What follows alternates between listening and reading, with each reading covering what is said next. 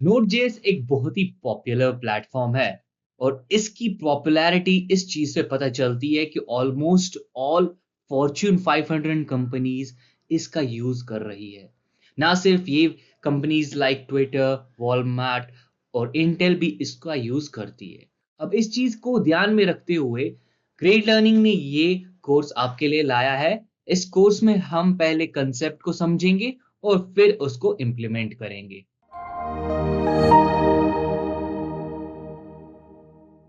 Video को शुरू करने से पहले मैं आप लोगों को बताना चाहता हूं ग्रेट लर्निंग एकेडमी के बारे में। ये एक फ्री इनिशिएटिव है जो ग्रेट लर्निंग ने शुरू किया है। यहाँ पे आपको 200 से ज्यादा फ्री कोर्सेज मिलेंगे जिसमें हजारों घंटों का फ्री कंटेंट आपको मिलेगा और वो भी खूब सारी बड़ी इन डिमांड टॉपिक्स के ऊपर। और ये सब कंप्लीटली फ्री रहेगा।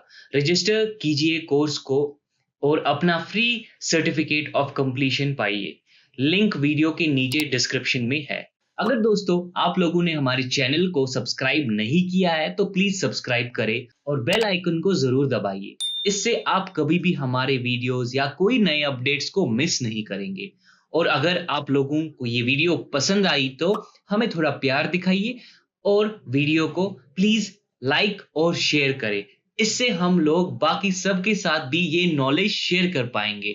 और आखिरी चीज, अगर आप लोगों के पास कोई क्वेश्चन या कोई सजेशन है तो उसको नीचे कमेंट सेक्शन में लिखिए और हम लोग उन पे जरूर रिस्पॉन्ड करेंगे। इस ट्यूटोरियल के एजेंडा देखते हैं क्या क्या चीजें हम इस ट्यूटोरियल में कवर करने वाले हैं। पहले तो हम कुछ प्रीरिक्विजिट्स के बारे में बात करेंगे जिसमें हम HTML और जावास्क्रिप्ट के बारे में बात करेंगे। उसके बाद हम देखेंगे ये Node.js होता क्या है, फीचर्स ऑफ Node.js, कैसे हम अपना Node.js इंस्टॉल करते हैं, एडिटर्स कौन कौन से एडिटर्स है और कौन कौन से हम यूज़ कर सकते हैं। हम अपना पहला प्रोग्राम लिखेंगे Node.js में, REPL के बारे में जानेंगे, ग्लोबल ऑब्जेक्ट्स क्या होता है, फंक्शंस क्या होता है, और फाइनली हम इस ट्यूटोरियल को ख़त्म करेंगे विद मॉड्यूल्स। अब बात करते हैं प्रीरिक्विजिट्स की। तो कुछ चीज़ें जो है वो हमें पहले से ही पता होनी चाहिए ताकि हम Node.js को आराम से समझ सके। पहली जो चीज़ है वो है HTML और दूसरी जो चीज़ है वो है जावास्क्रिप्ट। अब HTML होता क्या है? ये स्टैंड करता है, अगर हम इसकी एक्रोनियम की बात करें तो stands for hypertext markup language. अब जो भी आप लिंक्स देखते हैं अपने वेब पेजेस के बीच में, यानी कि अगर वेबसाइट क्या है, website basically collection of web pages है, राइट? तो अगर हम उनकी लिंक्स देखें आपस में तो वो बेसिकली हम उसको बोलते हैं क्या? हाइपरटेक्स्ट। और जो जितने भी आप टैग्स के अंदर जो भी आप टैग्स के अंदर इंफॉर्मेशन फिल करते हैं या आपका कंटेंट जो होता है टैग्स के बीच में, वो डिफाइन करता है एक स्ट्रक्चर, ठीक है, वेब पेज का। और उसको हम बोलते हैं मार्कअप लैंग्वेज। तो बेसिकली ये एक लैंग्वेज है जिससे हम वेब पेज को क्रिएट कर सकते हैं।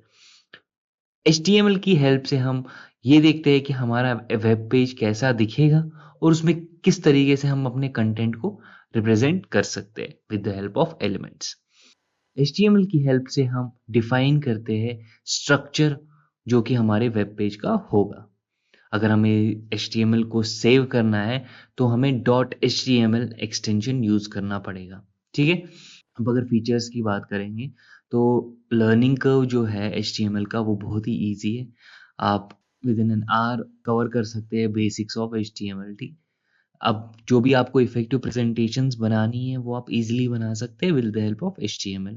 अगर आपको लिंक्स ऐड करनी होगी रेफरेंसेस के लिए, राइट, अगर आप देखेंगे कि जब भी हम रिसर्च पेपर बनाते हैं तो हम कुछ लिंक्स डालते हैं कि हमने ये रेफरेंस यूज़ किया है, इसकी रेफरेंस हमने ली है, इसकी रेफरेंस ली है, तो हम इजीली लिंक्स को ऐड कर सकते हैं with the help of HTML।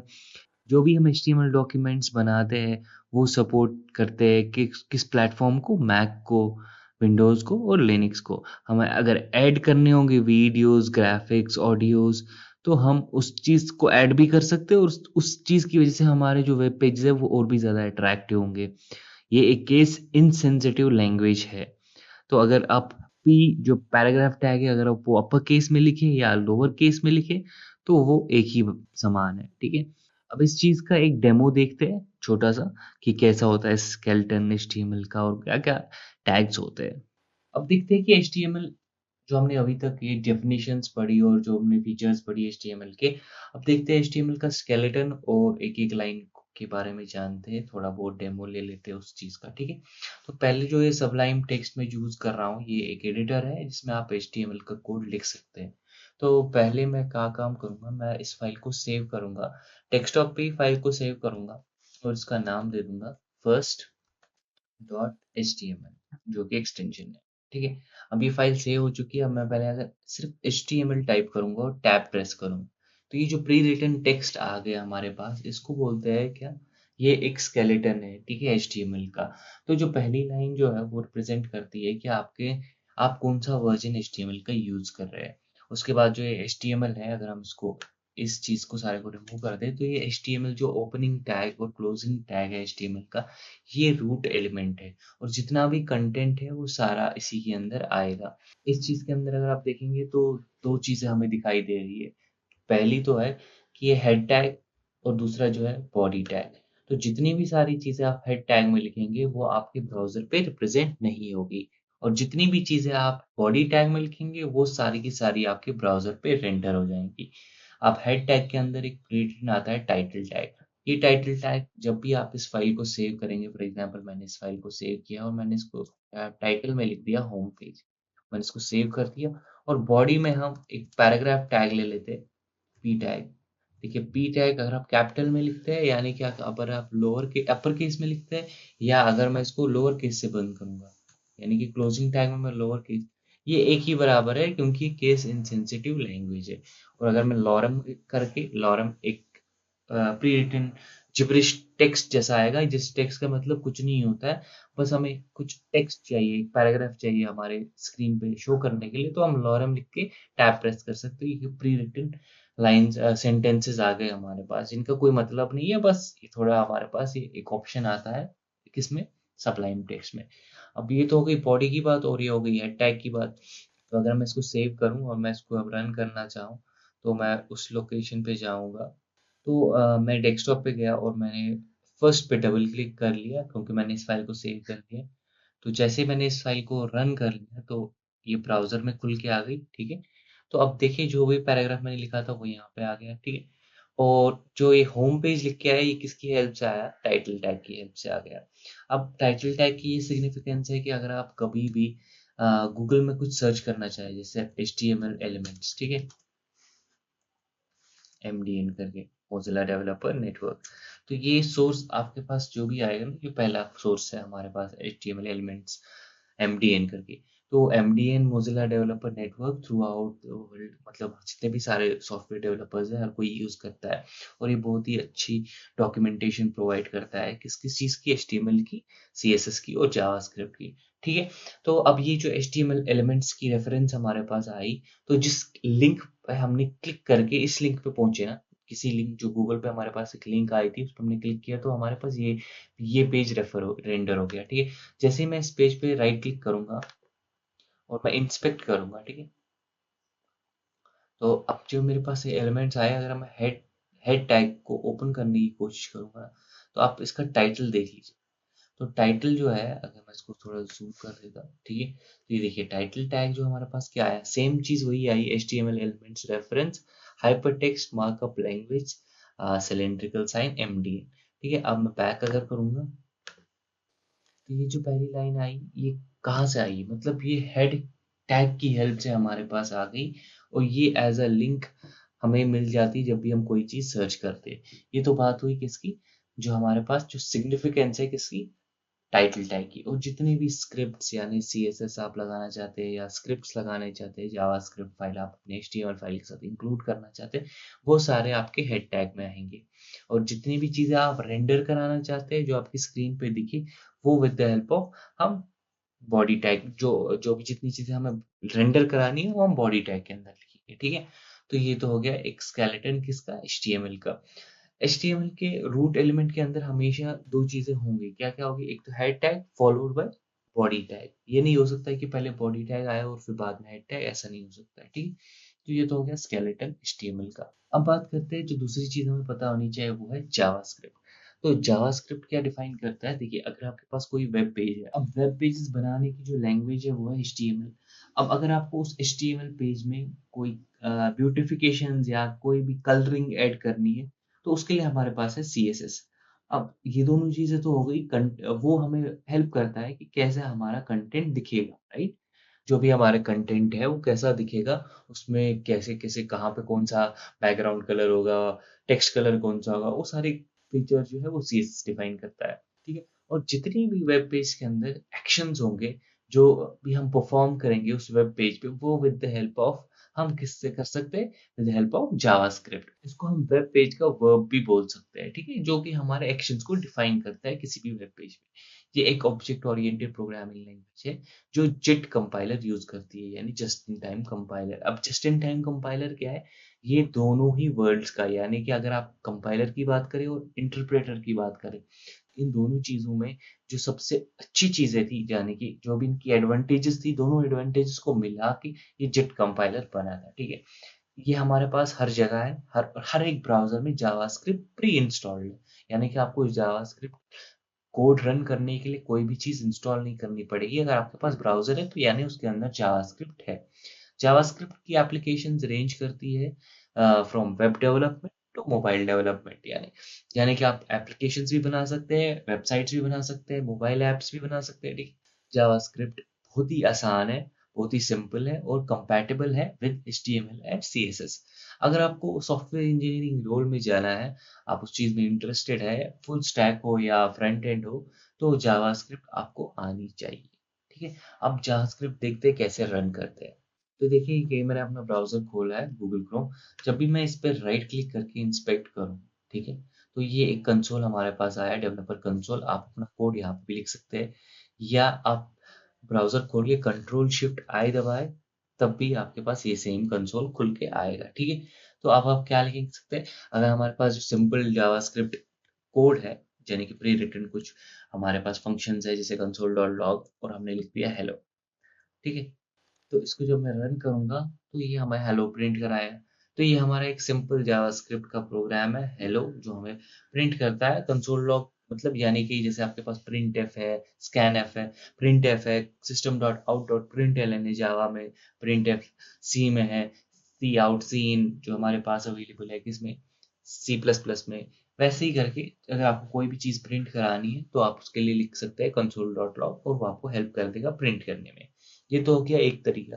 अब दूसरा तरीका क्या है, जो हमने अभी एचटीएमएल फाइल बनाई थी, हम उसके हेड टैग में लिखेंगे क्या, स्क्रिप्ट टैग, और उसके बाद ये स्क्रिप्ट आ गया कि टेक्स्ट आपका जावास्क्रिप्ट टाइप का, और अब हम लिखेंगे सोर्स, ठीक है? जैसे ही हमने सोर्स लिख दिया तो उसके अंदर हम देंगे अपनी जावास्क्रिप्ट फाइल का नाम। इसको लिख देंगे फर्स्ट डॉट जावा, ठीक है? सेव कर देंगे, कंट्रोल एन दबाएंगे और एक नई फाइल ओपन हो गई। अब हम इसका पहले सेव करेंगे, किस नाम से, डेस्कटॉप पे ही सेव करेंगे, और उसको नाम देंगे फर्स्ट डॉट जेएस, ठीक है? First dot JS, not Java, जावा। तो इसको सेव कर देंगे। अब इसको रन करेंगे, कंसोल डॉट लॉग, इसको लिखेंगे हम कनेक्टेड,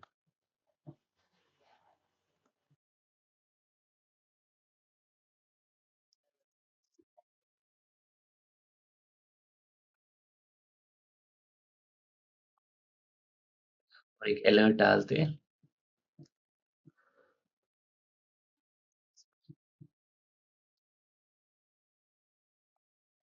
सेव कर देते हैं।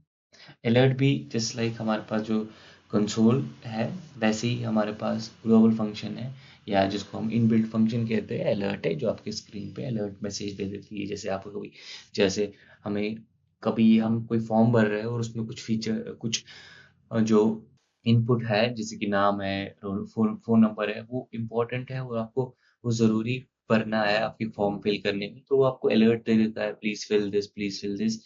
वो अलर्ट सिमिलर तरीके के हम कर सकते हैं with the help of this alert function. ये जो प्री रिटन फंक्शन है जहाँ ब्राउजर्स के अंदर, ये अलर्ट हमें वैसी ही चीज़ कुछ प्रोवाइड करता है। हम उसको सेव करेंगे और रन करने की कोशिश करेंगे, ठीक है? हमारे HTML पेज में जो हमारे पास होम पेज है, इसको हम रन करेंगे, ठीक है? ये देखिए अलर्ट आ गए कनेक्टेड। उसने जो भी हमारे पास जो ये स्टार्टिंग वाली लाइन है यानी कि पहले हेड एग्जीक्यूट हो गया, जब तक मैं ओके नहीं करूँगा तब तक वो पीछे वाला पैराग्राफ रेफर नहीं होगा, ठीक है? जैसे मैंने ओके दबाया, देखिए पीछे वाला पैराग्राफ आ गया और आप बोलेंगे सर दूसरा वाला कंसोल हमारे पास कहाँ है? कंट्रोल शिफ्ट आई अगर हम दबाएँगे, अगर हम कंट्रोल शिफ्ट आई दबाएँगे तो देखिए कंसोल में आ गया कनेक्टेड विद जेएस, जो किसकी हेल्प से आ गया? इस console.log की हेल्प से, और अलर्ट जो हमारे पास आया वो इस मैसेज की हेल्प से आया, और ये आपस में हमने कनेक्ट कैसे किए? इन दी हेड टैग, राइट? तो हमने स्क्रिप्ट यूज किया, टाइप इसका बता दिया कि टेक्स्ट स्लैश जावास्क्रिप्ट है और सोर्स ऑफ द फाइल है कि यानी कि आपके फाइल का नाम क्या है। ये दोनों फाइलें डेस्कटॉप पे है, इसलिए हमें एब्सोल्यूट पाथ यानी कि जो पूरा पाथ है वो देना नहीं पड़ा, हमने खाली रिलेटिव पाथ दे के इसको खत्म कर दिया, ठीक है? तो हमने इस तरीके से हमने जावास्क्रिप्ट के बारे में थोड़ा जाना और एचटीएमएल के बारे में थोड़ा जान लिया। अब बात करते हैं कि नोड.जेएस होता क्या है? क्या ये प्रोग्रामिंग लैंग्वेज है? क्या ये फ्रेमवर्क है? या क्या ये लाइब्रेरी है? तो अगर हम नोड.जेएस की बात करें तो वो इन तीनों चीज़ों में से कुछ भी नहीं है। तो नोड.जेएस है क्या? नोड.जेएस बेसिकली एक रन टाइम एनवायरनमेंट है। अब क्या बोलते हैं इसको? ये एक प्लेटफॉर्म है जहाँ पे हम अपना जावास्क्रिप्ट कोड सर्वर पे चला सकते हैं। यानी कि अभी तक जितनी भी चीज़ें हमने देखी कि जावास्क्रिप्ट हम ब्राउज़र में ही रन कर सकते थे, लेकिन नोड.जेएस है कि जिसकी हेल्प से हम जावास्क्रिप्ट कोड को हम ब्राउज़र के बाहर से भी चला सकते हैं।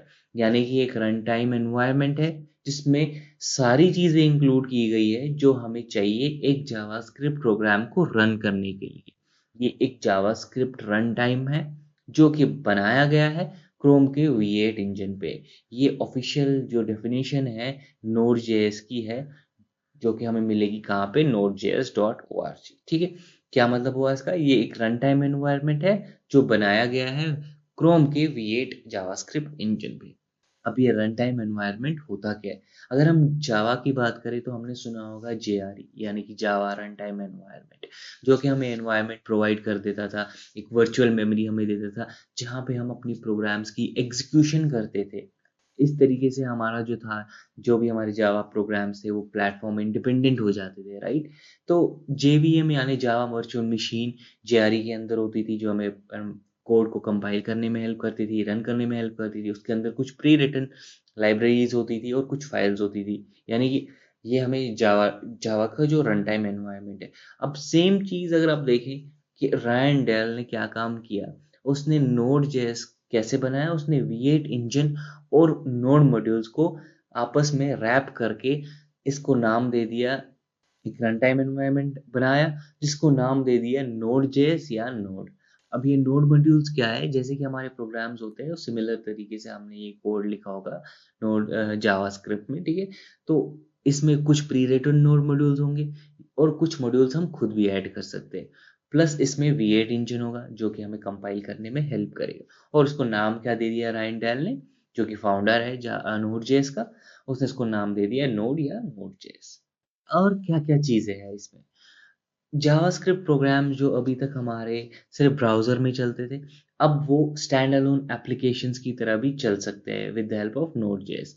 अब जितनी भी स्क्रिप्टिंग लैंग्वेज है अभी तक हमारे पास थी, पाइथन थी, जावा थी, पीएचपी है, नोड.जेएस भी एक्ट करती है उन स्क्रिप्टिंग लैंग्वेज की तरह। नोड.जेएस में हम लिख सकते हैं, रीड कर सकते हैं, राइट कर सकते हैं, डिलीट कर सकते हैं फाइल्स किस पे? सर्वर पे। सिमिलरली हम कोई भी मॉडिफिकेशंस अगर हमें डेटाबेस में करनी है, यानी कि ऐड करना है, डिलीट करना है, मॉडिफाई करना है, वो हम नोड.जेएस की हेल्प से कर सकते हैं। अब नोड.जेएस, अब तो हमें पता चल गई कि नोड.जेएस होता क्या है। बेसिकली ये एक रन टाइम एनवायरनमेंट है, राइट? अब नोड.जेएस हम क्यों यूज़ करेंगे? इसकी कुछ फीचर्स है जिसकी हेल्प से हम नोड.जेएस जो है बहुत ही एफिशिएंट बन जाता है इसके अंदर। ये लाइट वेट बन जाता है, ये एफिशिएंट बन जाता है, ये फास्ट बन जाता है, ठीक है?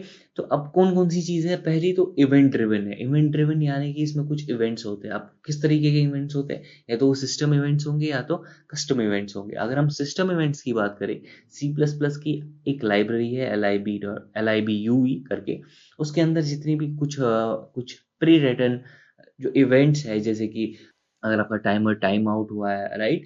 ये सारे फंक्शंस हैं कि आपकी फाइल अब डेटा के लिए रेडी है, लिखने के लिए रेडी है, रीड करने के लिए रेडी है।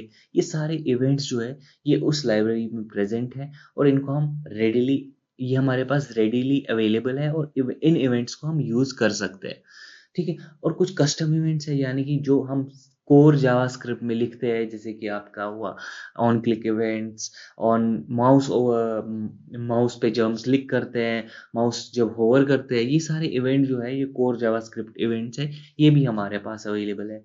इस तरीके से जो ये इवेंट्स की हेल्प से हमारे पास जो प्री रिटन कंटेंट आ गया, इसने हमारा काम आसान कर दिया और हमारा काम जो है वो एरर फ्री हो जाएगा, एफिशिएंट हो जाएगा और हमारे पास प्री रिटन कोड पहले से ही लिख के आएगा, तो फास्टर भी हो जाएगी हमारी डेवलपमेंट।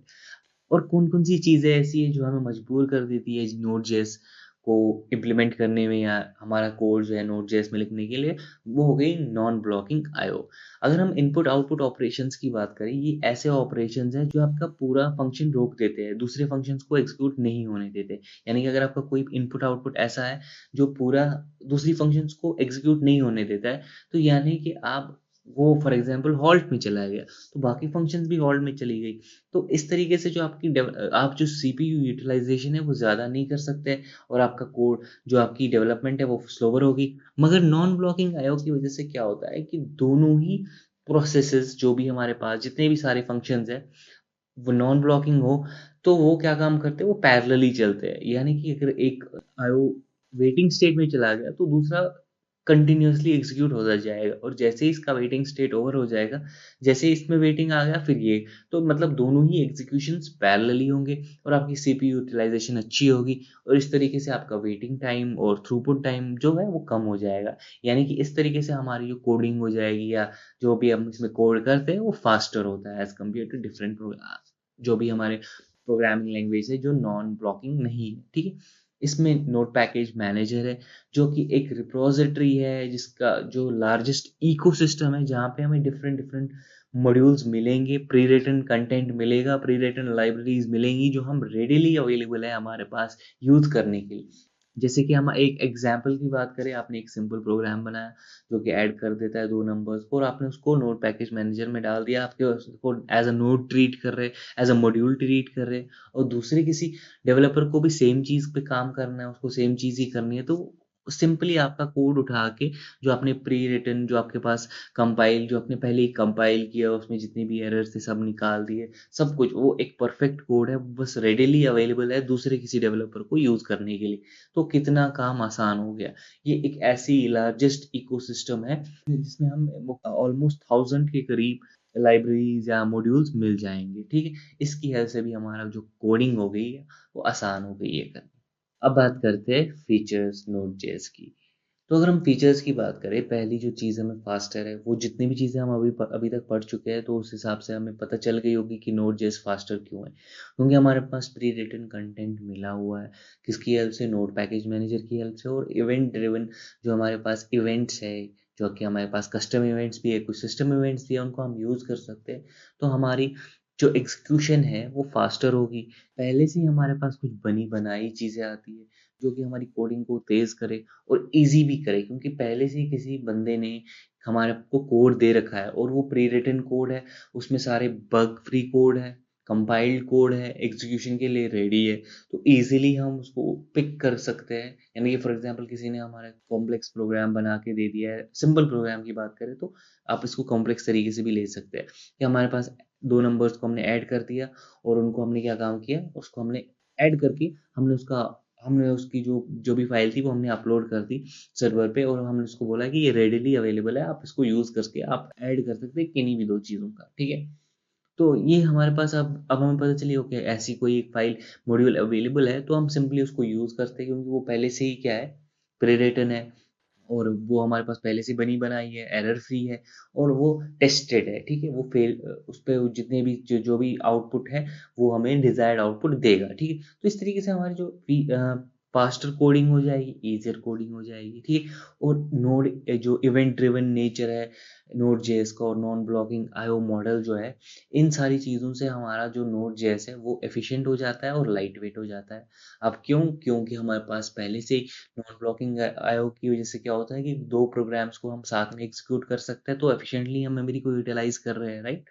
और जो हमारे पास एनपीएम है, जो लार्जेस्ट इकोसिस्टम है लाइब्रेरीज़ का, ठीक है? उसकी वजह से भी हमारे पास जो ये सिस्टम बन जाता है, ये ऐसा सिस्टम है जो हम स्केलेबल है। यानी कि जिसको हम आगे बढ़ा सकते हैं। अगर हमारे पास फॉर एग्जांपल हम अभी इनपुट एक्सपेक्ट कर रहे हैं 100, अगर हम बाद में हमें इनपुट ज़्यादा भी लेना हो तो हम इसको स्केल कर सकते हैं, ठीक है। हम इसको आगे 10 चीज़ों के लिए, अभी ये 10 चीज़ों के लिए यूज़ हो रहा है, हम इसको 100 चीज़ों के लिए भी यूज़ कर सकते हैं, यानी कि ये स्केलेबल बना देती है ये सारी चीज़ें इसको। अब बात करते हैं इंस्टॉलेशन की। तो कैसे हम इस Node.js को इंस्टॉल करेंगे? तो जो ये वेबसाइट है nodejs.org, उसके ऊपर हमें डाउनलोड के ऑप्शंस आएंगे, हम उन पे क्लिक करेंगे, इंस्टॉल करेंगे। और फिर हम कैसे चेक करेंगे, हम कमांड प्रॉम्प्ट ओपन करके node-v करके वर्जन चेक करेंगे कि कौन सा वर्जन हमारे सिस्टम पे इंस्टॉल हो गया है, ठीक है। तो इसका डेमो देख लेते हैं। तो जैसे ही मैंने nodejs.org टाइप किया तो मेरे को ये पेज सामने आ गया, वेब पेज, ठीक है। तो अगर आप देख सकते हैं इसमें दो चीज़ें अवेलेबल है, ठीक है, LTS और करंट। करंट यानी कि ये जो करंट वर्जन है ये सबसे न्यू रिलीज है, लेटेस्ट फीचर्स इसमें होंगे। ये ज़्यादा स्टेबल नहीं होता है एज कम्पेयर टू LTS, जो कि है लॉन्ग टर्म सपोर्ट, वो ज़्यादा स्टेबल होता है और उसमें ज़्यादा सिक्योरिटी होती है एज कम्पेयर टू ये करंट वर्जन, ठीक है। तो ये रिकमेंडेड है, LTS जो है वर्जन है ये रिकमेंडेड है for most of the users, ठीक है। तो हम इस पे जाके क्लिक करेंगे और जैसे हम क्लिक करेंगे तो ये डाउनलोड होके आएगा ऐसे।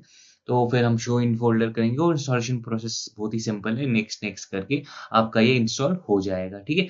और जैसे ही आपका ये इंस्टॉल हो गया फिर आप क्या करेंगे, आप विंडो R लिख के कमांड प्रॉम्प्ट खोलेंगे और उस पे टाइप करेंगे node-v, ठीक है। तो जैसे मैंने ये node-v यानी कि कौन सा वर्जन मेरे सिस्टम पे इंस्टॉल हुआ है, तो ये वर्जन 14.15.0 है। तो ये जो करंट वर्जन है हमारे पास ये है 14.15.1। ये नया रिलीज है, ठीक है, ये 14.15.1 जो लॉन्ग टर्म सपोर्ट वाला है, ठीक है।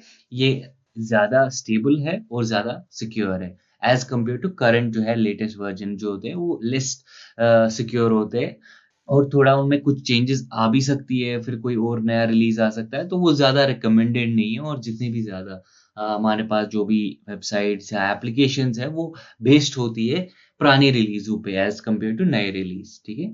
तो इस तरीके से हमने देखा कि कैसे हम Node.js को इंस्टॉल करेंगे, ठीक है। तो अब बात करते हैं एडिटर्स की। तो हम कौन सा एडिटर चूज करेंगे? हमारे पास बहुत सारे एडिटर्स अवेलेबल है, विजुअल स्टूडियो है, सबलाइम टेक्स्ट है, एटम है, कोडमिक्स है, ब्रैकेट्स है। तो एक एक करके इनको देखते हैं कि कौन कौन से क्या क्या फीचर्स है एज कम्पेयर टू दूसरा। इन दी एंड ये डिपेंड करता है कि आप कौन से एडिटर में कंफर्टेबल है, आप वही एडिटर यूज किया, आप वही एडिटर यूज कर सकते हैं। अगर आप विजुअल स्टूडियो में कोड करते आ रहे हैं तो इट्स बेटर कि आप विजुअल स्टूडियो ही यूज करें। विजुअल स्टूडियो माइक्रोसॉफ्ट ने बनाया है, इसमें जो विजुअल स्टूडियो बनाया गया है ये टाइप स्क्रिप्ट, जावा स्क्रिप्ट और CSS में बनाया गया है। इसका जो लेटेस्ट वर्जन है स्टेबल रिलीज हुआ था वो 13 डेज अगो हुआ था, ठीक है। तो ये हो गया विजुअल स्टूडियो, आप विजुअल स्टूडियो टाइप करेंगे आप सीधे डाउनलोड कर सकते हैं, ठीक है। सबलाइम टेक्स्ट की अगर बात करें ये लिखा गया है C++ और पाइथन में, ये भी काफ़ी ज़्यादा यूज़ करते हैं ये एडिटर, और मैं भी इस ट्यूटोरियल में सबलाइम टेक्स्ट ही यूज़ करूँगा, ठीक है। ये हम इसमें HTML, CSS और जावास्क्रिप्ट कोड हम इजीली कंबाइन कर सकते हैं और उसमें इजीली हम ये सारी चीज़ें को कोड रन कर सकते हैं। बहुत ही ज़्यादा सोफिस्टिकेटेड नहीं है, सिंपल एडिटर है, हम इसको इजीली इम्प्लीमेंट, इसमें इजीली कोडिंग कर सकते हैं। एटम की अगर बात करें तो ये भी एक एडिटर है जो सपोर्ट करता है प्लगइन्स को जो कि लिखे गए होते हैं जावास्क्रिप्ट में, ठीक है। तो ये भी लिखा गया है इलेक्ट्रॉन, कॉफी स्क्रिप्ट, जावा स्क्रिप्ट और HTML में, ठीक है। तो एटम भी आप यूज कर सकते हैं अगर आपने कोडिंग की हुई है। कोड मिक्स भी एक और है जो इक्लिप्स का प्लगइन है, ठीक है। तो वो भी आप यूज कर सकते हो। और फिर ब्रैकेट्स जो है ये भी आप यूज कर सकते हो, ये वेब डेवलपमेंट के लिए ज्यादा यूज किया जाता है इसका। ये भी लिखा गया है जावा स्क्रिप्ट, HTML और CSS में, तो इसको भी आप यूज कर सकते हैं। ये भी ओपन सोर्स है और फ्री है, आप इसको भी यूज कर सकते हैं, ठीक है। तो इन 5 एडिटर्स में आप कोई सा भी एडिटर यूज कर सकते हैं। अगर आप कोई और एडिटर यूज करते हैं और आप उसमें कंफर्टेबल है तो ये बेटर है कि आप किसी और एडिटर को स्विच करने के बजाय उसी एडिटर में अपना काम कर सकते हैं, ठीक है। अब हम अपना पहला प्रोग्राम लिखेंगे Node.js में। तो पहले तो हमारे पास जो एडिटर हम यूज करेंगे वो है सबलाइम टेक्स्ट। तो सबलाइन में हम लिखेंगे कोई भी जावास्क्रिप्ट कोड, जैसे कि console.log हमारे पास है, जो कि हमें हेल्प करता है कोई भी मैसेज को डिस्प्ले करने कंसोल में, जो कि ब्राउज़र के पास होता था। लेकिन अब हम देखेंगे कैसे हम उस जावास्क्रिप्ट फाइल को, जो हम नोड इसमें लिखेंगे, किसमें, सबलाइन में, उसको हम सेव करेंगे, ठीक है, विद .js एक्सटेंशन, और फिर उसको रन करेंगे कमांड प्रॉम्प्ट में, सीएमडी में, अपने कमांड प्रॉम्प्ट में, विद द हेल्प ऑफ एक कमांड होती है जिसका नाम होता है नोड, उसके बाद name of the file .js। इस कमांड से हम उस फाइल को रन करेंगे सीएमडी में, और जो भी हमने उस फाइल में कंटेंट होगा वो हमारा डिस्प्ले हो जाएगा कमांड प्रॉम्प्ट पे, ठीक है। चलिए देखते हैं। मैंने ओपन कर रखा है सबलाइन टेक्स्ट, ठीक है। तो पहला काम जो मैं करूंगा वो मैं फाइल को सेव करूंगा, डेस्कटॉप पे फाइल को सेव कर देता हूँ, ठीक है। फाइल का नाम रख देता हूँ first.js, ठीक है। first.js लिख के मैं, फॉर एग्जांपल ये console.log एक मैसेज है, इसमें मैं मैसेज एक डाल देता हूँ हेलो, ठीक है। और फिर एक और मैसेज डाल देता हूँ console.log बाय, ठीक है। तो ये दो मैसेज मैंने डाल दी, ठीक है। अब फाइल को मैं सेव कर देता हूँ। अब नेक्स्ट काम क्या मैं करूँगा, मैं अपना कमांड प्रॉम्प्ट खोलूँगा, cmd विंडो आर दबा के cmd मैंने खोल दिए, ठीक है। अब मैं क्या काम करूँगा, मैं लिखूँगा नोड स्पेस first.js, ये मेरी फाइल का नाम था, ठीक है। मगर इसको ये फाइल मिली नहीं, तो अब ये हमने कहाँ पे सेव की थी, डेस्कटॉप पे, तो हम पहले डेस्कटॉप पे जाएंगे, ठीक है। उसके बाद हम लिखेंगे फिर से नोड, और फिर फाइल का नाम first.js, ठीक। अब हमारा मैसेज जो था, जो भी हमारे फाइल के अंदर कंटेंट था, हेलो और बाय, वो प्रिंट हो गया, ठीक है। इस तरीके से हमने देखा कि कैसे हमने अपने पहला जो हमारा सिंपल प्रोग्राम था हेलो वर्ल्ड का या हेलो बाय का, वो हमने एग्जीक्यूट कर लिया।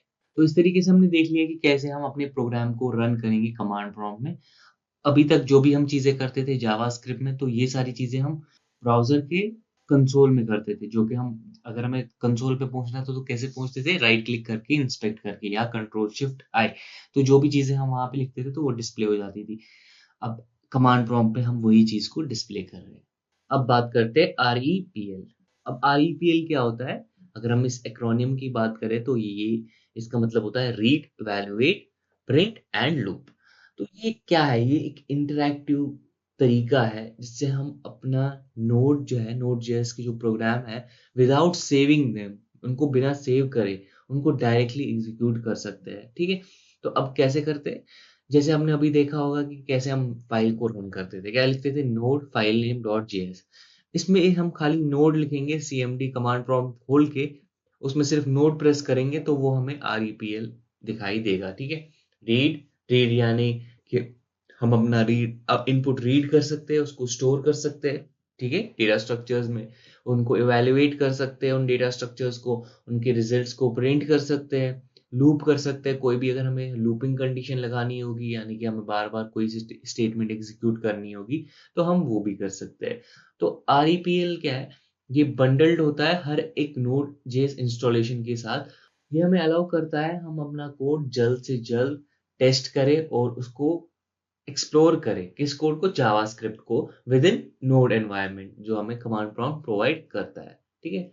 तो इसमें आप क्या क्या कर सकते हैं, तो अब पहला स्टेप क्या है, जैसे ही आपने अपना नोड इंस्टॉल किया है, उसके बाद जैसे ही आप इस नोड जेएस REPL को यूज करना चाहते हैं, तो हम सिंपली क्या लिखेंगे, नोड और एंटर, ठीक है। ये REPL प्रॉम्प्ट हमारे पास आ जाएगा, ठीक है। अब इसमें आप क्या क्या कर सकते हैं, पहले तो आप इसमें सिंपल एक्सप्रेशन यूज कर सकते हैं, यानी कि 2+2, जो कि रिजल्ट देगा, जैसे ही आप एंटर मारेंगे तो रिजल्ट देगा 4, ठीक है। सिंपल एक्सप्रेशंस लिख सकते हैं आप, वेरिएबल्स क्रिएट कर सकते हैं, ठीक है, अगर आपको एग्जीक्यूशन करनी होगी, ठीक है।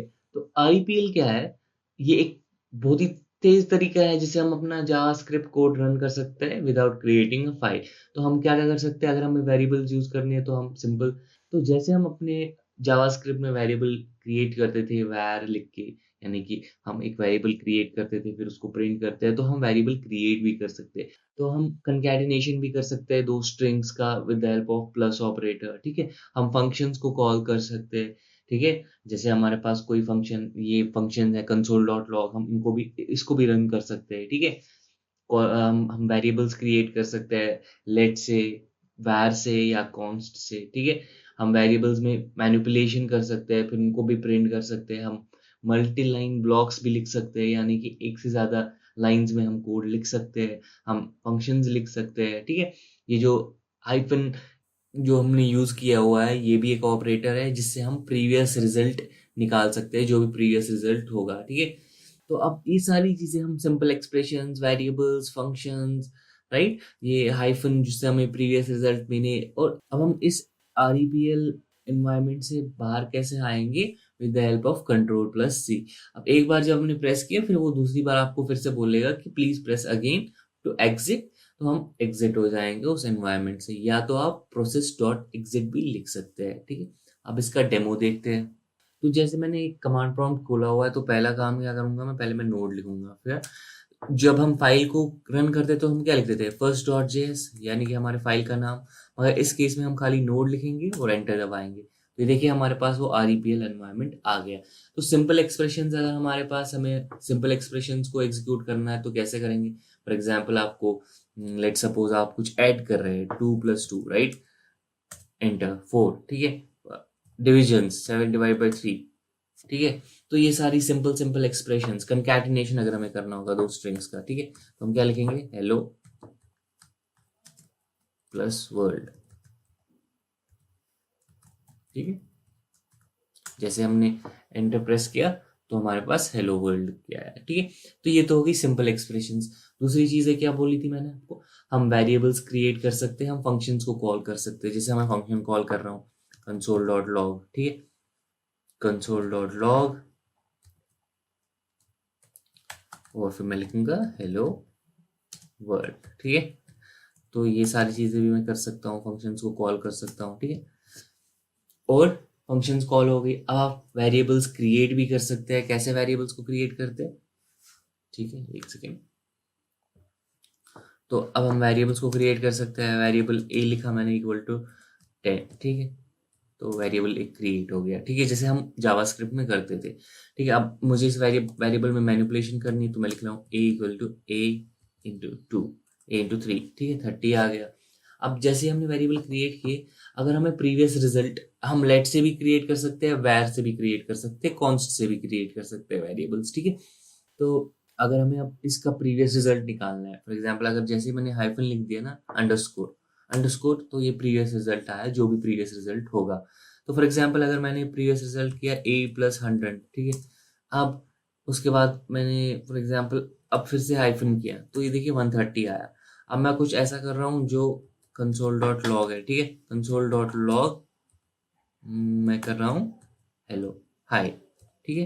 तो जैसे मैंने ये किया, तो अब मैं अंडरस्कोर कर रहा हूँ, तो ये देखिए अनडिफाइंड रिटर्न कर रहा है, जो भी प्रीवियस वैल्यू थी, ठीक है। तो ऐसे करके हम प्रीवियस वैल्यूज को भी फेच कर सकते हैं, प्रीवियस रिजल्ट्स को भी फेच कर सकते हैं, ठीक है। वेरिएबल्स क्रिएट कर सकते हो, आप फंक्शन कॉल्स क्रिएट कर सकते हो, मल्टी लाइन में भी आप लिख सकते हो। फॉर एग्जाम्पल अगर आप कोई फंक्शन बना रहे हो, वो हम आगे देखेंगे कैसे हम फंक्शन बनाते हैं और कैसे हम मल्टी लाइन में भी ये चीज़ कर सकते हैं, ठीक है। और उसके बाद अगर आपको अब इस एनवायरनमेंट से बाहर निकलना है, तो कैसे क्या करेंगे आप, कंट्रोल+C, ठीक है। ये बोल रहा है, देखिए आपको फिर से बोल रहा है, to exit please press control C again और कंट्रोल D और टाइप एग्जिट, डॉट एग्जिट, ठीक है। तो अगर आप डॉट एग्जिट भी लिखते हैं तो आप इस एनवायरनमेंट से बाहर आ गए, REPL एनवायरनमेंट से। अब बेसिकली ये है क्या, ये एक तरीका है जिससे आप जल्द से जल्द अपना कोड, अपने कोड की वैलिडेशन चेक कर सकते हो, उसको एग्जीक्यूट कर सकते हो, right, without creating any new file, ठीक है। तो ये होता है आपका REPL। अब हमने अभी वेरिएबल्स देखे, REPL जब हम पढ़ रहे थे तो हमने वेरिएबल्स को डिफाइन किया। बेसिकली वेरिएबल है क्या, वेरिएबल एक नेम है जो हम मेमोरी लोकेशन को देते हैं जहां पे हमारा डेटा स्टोर होगा, ठीक है। अब इसका सिंटेक्स क्या होता है, आप var लिखते हैं, उसके बाद वेरिएबल नेम लिखते हैं, उसके बाद आपकी वेरिएबल की वैल्यू, ठीक है। तो ये जावास्क्रिप्ट में हम ऐसे वेरिएबल्स डिफाइन करते हैं। तो सिंस हमारा जो नोड जेएस है वो जावास्क्रिप्ट रन टाइम है, ठीक है। तो जिस तरीके से हम जावास्क्रिप्ट में वेरिएबल्स को डिफाइन करते हैं, सेम तरीके से हम नोड जेएस में भी कर सकते हैं। तो जावास्क्रिप्ट में कैसे वेरिएबल्स को डिफाइन करते हैं, var, उसके बाद नेम जो कि वेरिएबल का नाम है, और उसके बाद उसमें कंटेंट जो भी वैल्यू होगी, यानी फैजान। तो इस वेरिएबल नेम में क्या कंटेंट है या क्या वैल्यू है, वो है फैजान। सिमिलरली हम रोल नंबर इक्वल टू 27 जब लिखते हैं, राइट, तो ये रोल नंबर एक वेरिएबल बन जाता है जिसमें हमारी वैल्यू जो है वो 27 है। तो अब ये जो वैर है ये बेसिकली कीवर्ड है, ठीक है। अब क्या नेमिंग कन्वेंशंस है कुछ जब भी हम वेरिएबल्स को डिफाइन करते हैं या डिक्लेयर करते हैं? हाँ, वेरिएबल नेम हमेशा बिगिन होना चाहिए, यानी वो शुरू होना चाहिए या तो लेटर से, या तो डॉलर साइन से, या तो अंडरस्कोर से। पहली कैरेक्टर इनमें से ही कोई एक होनी चाहिए, उसके बाद कितने भी कॉम्बिनेशंस ऑफ लेटर्स या डिजिट्स हो सकते हैं। वेरिएबल नेम हमें कभी भी सेम नहीं होना चाहिए एज कीवर्ड, क्योंकि कीवर्ड्स का एक स्पेशल पर्पस होता है, यानी कि आप वैर, लेट, कॉन्स्ट ये सारे कीवर्ड्स नहीं यूज कर सकते एज अ वेरिएबल नेम, ठीक है। वेरिएबल नेम जो है वो केस सेंसिटिव होता है, यानी कि अगर आपने कभी वेरिएबल एप्पल जो है वो लोअर केस में डिफाइन किया है और हम उसको एक्सेस करना चाहते हैं अपर केस में, तो वो इनवैलिड बताएगा कि आपको ये जो वेरिएबल है वो डिफाइन नहीं हुआ है, क्योंकि हमारी वेरिएबल नेमिंग जो है वो केस सेंसिटिव होती है। अगर हम इनवैलिड वेरिएबल्स की बात करें तो अगर आप 1 2 3 एप्पल लिख रहे हैं, ये एक इनवैलिड वेरिएबल नेम है। क्यों? क्योंकि ये नंबर से स्टार्ट हो रहा है। स्टार रोल नंबर अगेन ये एक इनवैलिड है। @ ईमेल अगेन ये इनवैलिड वेरिएबल नेम्स है, ठीक है। अब अगर डेटा टाइप्स की बात करते हैं तो जावास्क्रिप्ट में जो है ये एक डायनामिकली टाइप्ड लैंग्वेज है। तो क्या मतलब हुआ है इसका कि आपकी वेरिएबल्स जो है वो डिफाइन होते हैं जब आप उनको यूज करते हैं, उस टाइम पे उनका डेटा टाइप डिफाइन होता है। फॉर एग्जांपल अगर आपने वेरिएबल नम डिफाइन किया और आपने उसमें फैजान डाला है, तो ये ज़रूरी नहीं है कि ये नम जो है ये इंटीजर ही होगा या फ्लोट होगा या कैर होगा। जिस टाइम पे आपने इसके अंदर वैल्यू डाली उस टाइम पे ये वेरिएबल डिफाइन हुआ है, यानी कि आपने इस वेरिएबल नम में 23 डाला है, तो 23 जो है ये एक नंबर है। तो वैर नम जो है, अब ये नम जो है इसका जो डेटा टाइप है वो एक नंबर है। सिमिलरली वैर स्ट्रिंग जब आप लिखते हैं, अगर आपने इसके अंदर 27 डाला है तो ये स्ट्रिंग फिर से नंबर बन जाएगा। अगर आपने इसके अंदर हेलो डाला है तो ये स्ट्रिंग होगी। सिमिलरली हमारे पास जो है इस चीज को हम बोलते हैं डायनामिकली टाइप लैंग्वेज, ठीक है। तो जावास्क्रिप्ट हमारी एक डायनामिकली टाइप लैंग्वेज है, क्योंकि इसमें हमें स्पेसिफाई नहीं करना पड़ता एक्सप्लिसिटली कि हम जो डेटा यूज कर रहे हैं वेरिएबल के साथ, हम उसको एक्सप्लिसिटली नहीं बोलते कि ये वेरिएबल एक नंबर होगा या ये एक वेरिएबल एक स्ट्रिंग होगी, ठीक है। अब 5 प्रिमिटिव डेटा टाइप है हमारे पास, नंबर, बूलियन, अनडिफाइंड और नल, ठीक है। अब हम देखते हैं कि कैसे हम किसी भी वेरिएबल का टाइप डिफाइन कर सकते हैं और कैसे हम उसका टाइप, अगर हमें जानना हो कि वो किस डेटा टाइप, उसका डेटा टाइप क्या है, तो वो कैसे देखते हैं, ठीक है। तो हमारे पास ये जो एनवायरनमेंट है, पहले हम तो वेरिएबल को डिफाइन करेंगे, ठीक है।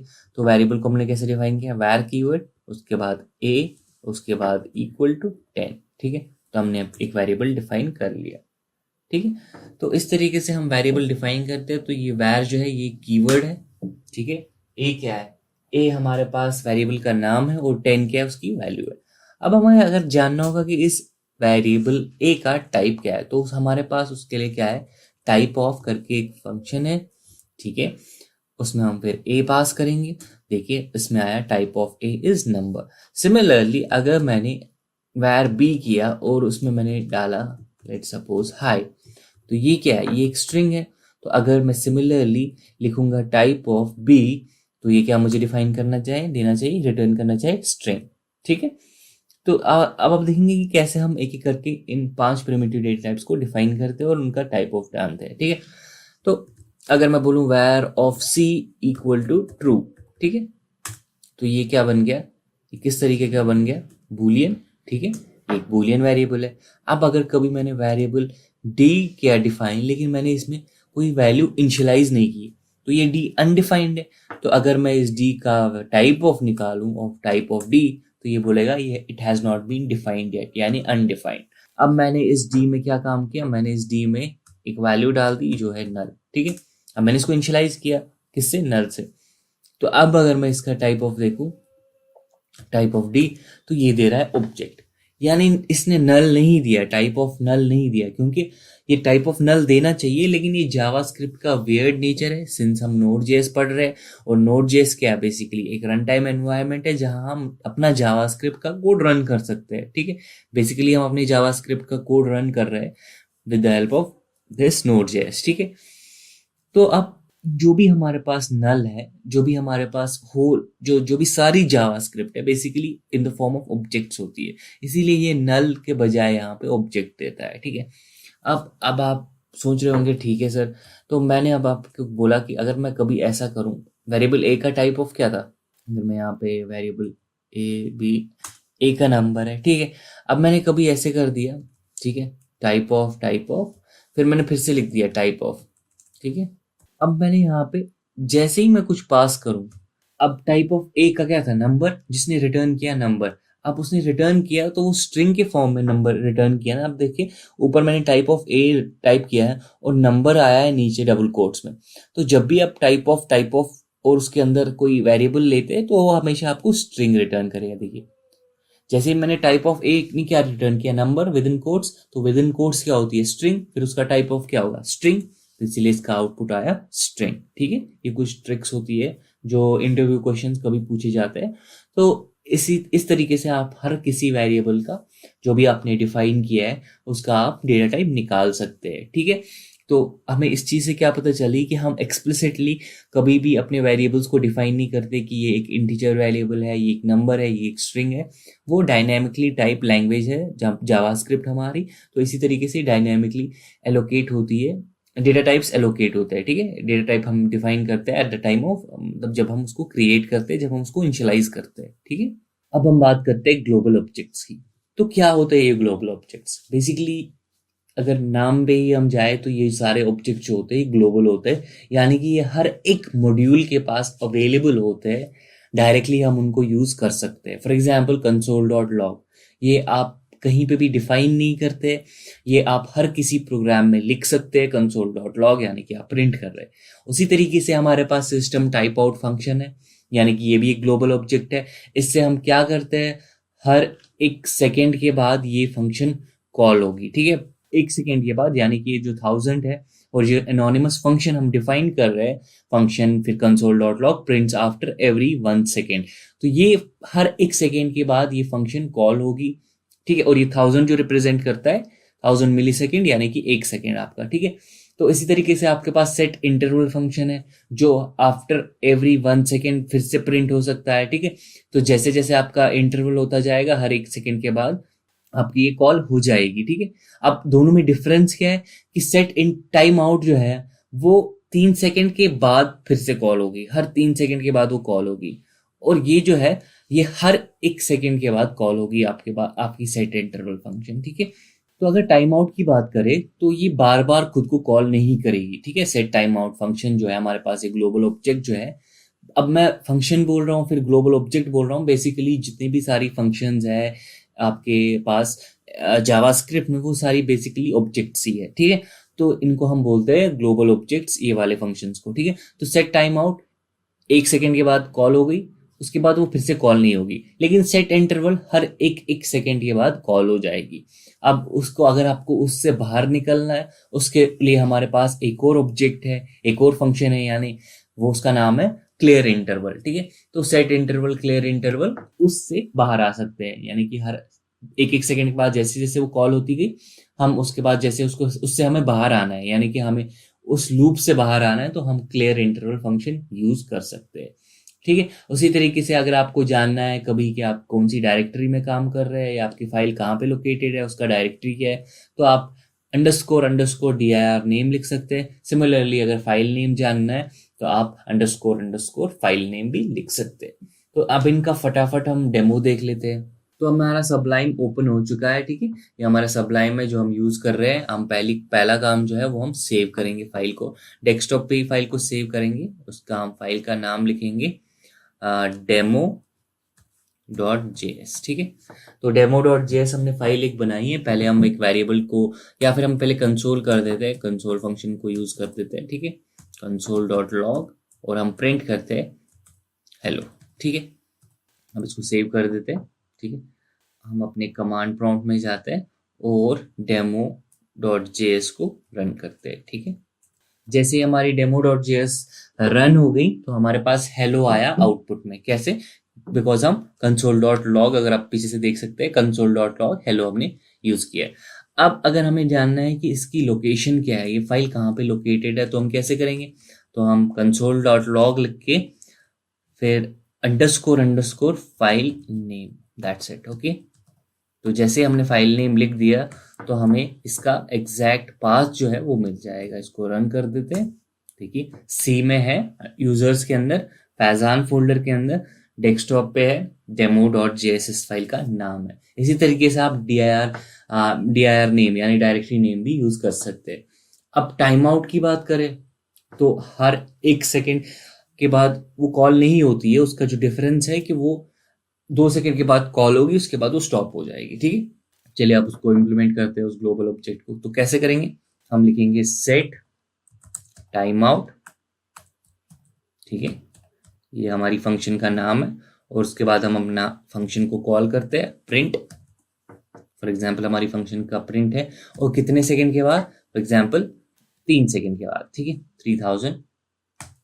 अब ये फंक्शन बनाते हैं। पहले फंक्शन कैसे बनाते हैं? फंक्शन कीवर्ड, ठीक है, फिर फंक्शन का नाम जो है प्रिंट, उसके बाद आर्ग्यूमेंट अगर आपके पास कोई हो। आर्ग्यूमेंट हमारे पास कोई नहीं है। उसके बाद ये फंक्शन क्या काम करेगी? फॉर एग्जाम्पल हम लिखेंगे console.log, लेट्स सपोज हम बोलेंगे कि 3 सेकेंड्स पास्ट। ठीक है, 3 सेकेंड हो चुके हैं। ठीक है, तो अब ये एक तरीका है। पहले हम इसको सेव कर देते हैं और उसको रन करने की कोशिश करेंगे। हम अपने कमांड प्रॉम्प्ट में जाके इसको demo.js, अब जैसे ही 3 सेकेंड हो जाएंगे, ये आपका 3 सेकेंड हैज पास्ट, फिर वो फंक्शन कॉल हो गई, उसमें जो भी आउटपुट था वो प्रिंट हो गया। ठीक है, 3 सेकेंड के बाद, और फिर ऐसे हमारे प्रोग्राम की एग्जीक्यूशन खत्म हो गई। तो अब ये जो एक तरीका है फंक्शन बनाने का, यहाँ पे हम एनोनिमस फंक्शन भी पास कर सकते हैं, यानी एक ऐसी फंक्शन जिसको हम फिर यूज नहीं कर सकते। अब ये प्रिंट को अगर मैं चाहूँ, मैं यहाँ पे भी यूज कर सकता हूँ बाहर। ठीक है, प्रिंट को मैं यहाँ पे भी यूज कर सकता हूँ। उसको मैंने सेव कर दिया और मैंने जब इसको रन कर दिया तो देखिए 3 सेकेंड एज पास पहले ही आ चुका है। क्यों? क्योंकि मैंने वो प्रिंट फंक्शन बाहर यूज की थी, तो वो एग्जीक्यूट हो चुकी है।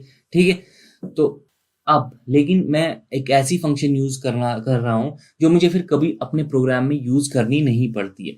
तो उसके लिए कैसे करते हैं? उसके लिए हम एनोनिमस फंक्शन बनाते हैं, जैसे हमने यहाँ पे बनाई है। सेट टाइम आउट में जो मैं फंक्शन लिखा है, उसके बाद मैंने इसका नाम वाम कहीं पे भी नहीं लिखा है, डायरेक्टली जो ये काम कर रही है वही लिखा है, दैट्स इट। ठीक है, तो सिमिलरली आप इसी तरीके से फंक्शन बना सकते हैं। इनको हम बोलते हैं एनोनिमस फंक्शन। ठीक है, तो इनको हम बोलते हैं एनोनिमस फंक्शन। तो कैसे लिखेंगे? हम सीधे यहाँ पे ये सारा उठा के, तो कट करके इसको यहाँ पे पेस्ट करके, और इसका जो नाम है फंक्शन का, हम फिर कभी भी यूज नहीं कर सकते। ये वन टाइम फंक्शन हम बना रहे, इसको हम सेव करेंगे और फिर इसको रन करेंगे। ठीक है, जैसे ही 3 सेकेंड हो जाएंगे, उसके बाद हमें आया 3 सेकेंड पास्ट। तो ये हो गया आपका सेट टाइम आउट। ठीक है, अब क्लियर टाइम आउट भी एक फंक्शन है। ठीक है, उससे हम अपना टाइम आउट जो भी है, जो फंक्शन 2 सेकेंड के बाद कॉल हो रही है, उसके बाद हम उसको क्लियर करेंगे with the help of clear time out. तो अब हम क्लियर टाइम आउट को यूज कर रहे हैं, यानी कि सेट टाइम आउट कुछ फंक्शन, जो जब भी हम सेट टाइम आउट यूज करते हैं ना, तो वो कुछ रिटर्न करती है वैल्यू। वो वैल्यू हमें यूज आती है ताकि हम उस लूपिंग से बाहर आ सके। ठीक है, तो अगर हमें वो यूज करना है तो हमें किसी वेरिएबल में ये स्टोर करना पड़ेगा। ठीक है, तो फॉर एग्जाम्पल जो भी चीज़ें इसने रिटर्न की, वहां से जो भी चीज़ें, फॉर एग्जाम्पल जो भी चीज़ें रिटर्न कर रही है, उसको हमने एक वेरिएबल में डाला।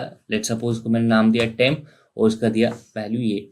ठीक है, अब मैं इसको जैसे मैं console.log करूं, मैं इसको प्रिंट करके देखूं कि इसमें क्या है। ठीक है, इस वेरिएबल टेम्प में, तो टेम्प मैंने यूज किया, उसके बाद मैंने इसको यूज किया, उसके बाद मैंने इसको सेव किया, रन किया। ठीक है, तो अब देखिए इस टाइम आउट, इस टेम्परेरी वेरिएबल में क्या क्या चीज़ है। ये सारी चीज़ें इसके अंदर है कि प्रीवियस नंबर कौन सा, idle next, idle start, on time out, null, destroyed, तो ये सारी चीज़ें इसके अंदर है। ठीक है, टाइम आउट के अंदर जो वहां से रिटर्न कर रहा है सेट टाइम आउट। अब अगर हमें क्लियर इंटरवल फंक्शन जो है हमारे पास, सेट इंटरवल और क्लियर इंटरवल फंक्शन, वो कैसे यूज होती है? ठीक है, तो हम क्या करेंगे, वो फंक्शन जो हमारे पास ग्लोबल फंक्शंस है, सारी फंक्शंस को रिमूव कर देते हैं। तो एक सेट इंटरवल यूज करते हैं अब, जो हर सेकंड के बाद कॉल हो।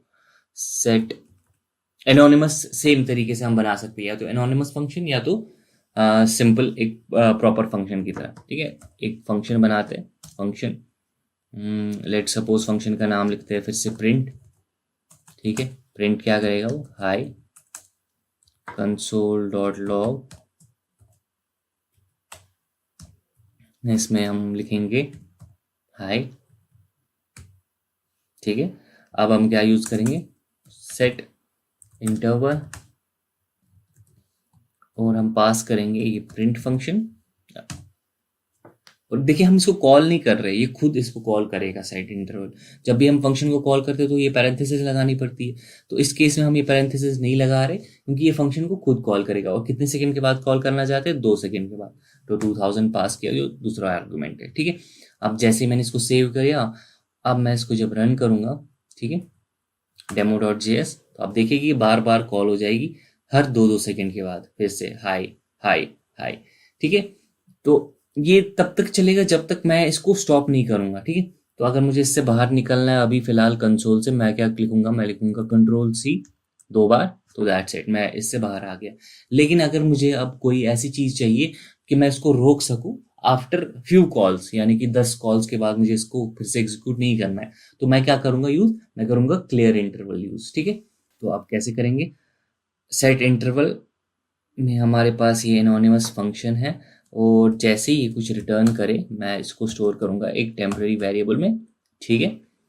आप जैसे ही जो वैल्यू वो वहां से रिटर्न करेगा उसको मैंने किसी चीज में स्टोर कर दी, और फिर वो मैं क्लियर इंटरवल में पास करूंगा। अगर पहले देखते हैं कि वो क्या चीज रिटर्न कर रही है, कंसोल डॉट लॉग करके टेम्प को अगर मैं रन कर प्रिंट करूं क्या रिटर्न हो रहा है, ठीक है। तो मैं इसको फिर से रन करूं तो टेम्प में ये सारी चीजें रिटर्न हो रही है, ठीक है। तो हाई हाई हाई, अब देखिए कि ये जो सारी कीवर्ड्स है ना, ये जो सारी चीजें इसमें है, ये पास, ये रिटर्न हो रही है। उसके बाद हमारा जो फंक्शन कॉलिंग जो है फिर से हर 1 सेकंड के 2-2 सेकंड के बाद कॉल हो रहा है, ठीक है। अब अगर मुझे इसको स्टॉप करना है तो मैं क्या लिखूंगा, Ctrl+C। अब मैं क्या करूंगा, यहाँ पे मैं लिखूंगा क्लियर इंटरवल, और मैं पास करूंगा क्या, ये टेम्प। इसको मैं सेव करूंगा, अब मैं इसको रन करूंगा तो देखिए ये स्टॉप हो गया क्योंकि मैंने इसको चलने ही नहीं दिया, ठीक है। तो इस तरीके से हमने देखा कि कैसे हम सेट इंटरवल को रोक सकते हैं। लेट सपोज आपको 10 बार कॉल करना था और फिर आपको रोकना था, आप वो भी कर सकते हैं with the help of this clear interval. तो ये सारे हो गए हमारे पास, ये ग्लोबल फंक्शंस है या ग्लोबल ऑब्जेक्ट्स जिनको बोलते हैं। सेट इंटरवल से हम इंटरवल सेट कर सकते हैं, क्लियर इंटरवल से हम उस इंटरवल को रोक सकते हैं, ठीक है। तो इस तरीके से हमने देखा कि कैसे हम टाइम आउट यूज करते हैं, console dot log, file name, set interval, clear interval, set time out, ये सारी ग्लोबल ऑब्जेक्ट्स जो है ये हमने कहीं पे डिफाइन नहीं किए, हम इनको डायरेक्टली यूज कर रहे हैं, ठीक है। अब बात करते हैं फंक्शंस की। तो फंक्शन बेसिकली है क्या, जैसे कि अभी हमने इससे पहले जो चीज़ें कवर की उसमें हमने फंक्शन को यूज़ किया था।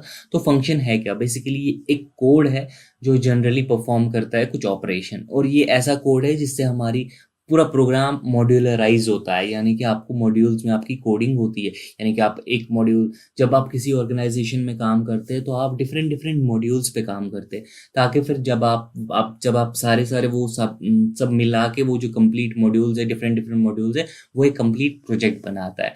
तो ये फंक्शंस मॉड्यूलराइजेशन प्रोवाइड करती है, इससे हम कोड को रीयूज कर सकते हैं जब भी हमें रिक्वायर होगा, ठीक है। और हमारी इम्प्लीमेंटेशन और डिबगिंग बहुत ही एफिशिएंट होती है। फॉर एग्जांपल अगर मेरी एक फंक्शन है और मेरे मेरे फेलो डेवलपर में भी वही दूसरी फंक्शन यूज कर रहा है, ठीक है। अब दोनों को हमने जब क्लब किया तो एरर आ गया, तो अब कैसे पता चलेगी कि किस फंक्शन में एरर आ गया। हम सिंपली अपनी अपनी फंक्शंस को रन करेंगे, तो अपने अपने मॉड्यूल्स को रन करेंगे, और जिस मॉड्यूल में एरर आया तो हम इजीली डिपिक्ट कर सकते हैं कि किस मॉड्यूल में एरर था और उसको रेक्टिफाई कर सकते हैं। तो इस तरीके से हमारी इम्प्लीमेंटेशन भी इजी हो गई और हमारा कोड भी एफिशिएंट हो गया, ठीक है। अब फंक्शंस 2 तरीके के हो सकती है।